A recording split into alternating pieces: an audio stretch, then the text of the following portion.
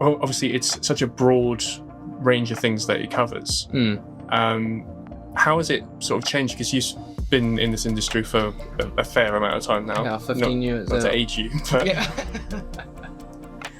how has it developed from when you started out to now? So, I mean, when I first really got exposed, the biggest tool out there was antivirus.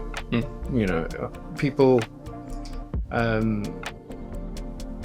really were just looking for some type of antivirus to kind of protect their environment. I'll give you the whole history of it if you really want. So, yeah, why not? Yeah, we'll go from there. So, I think it'll be useful for people to see how it's changed and how maybe the things that they've got in place for previously would have been okay, but now there needs to be updates and modernization to these. Yeah, perfect. Okay, so when the internet first really started, people were probing websites left, right, and center, and there was an idea of how people would do that. The internet was far less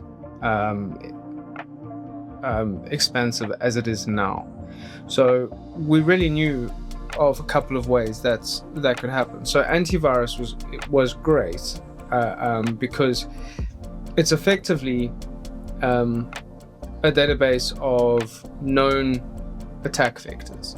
So it knows how people are going to get in, and if it sees one of those attack vectors coming into the environment, it basically pings them right off. So it's not going to let anything through that it knows about. So for a long time, that was actually really good.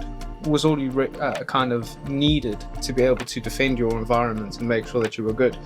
And that was because we knew what the threats looked like. You know, if you built a tool, you'd be able to understand that if somebody's trying to log in and they're pushing through a couple of passwords, you know, stop that person from doing that. It was easier at least.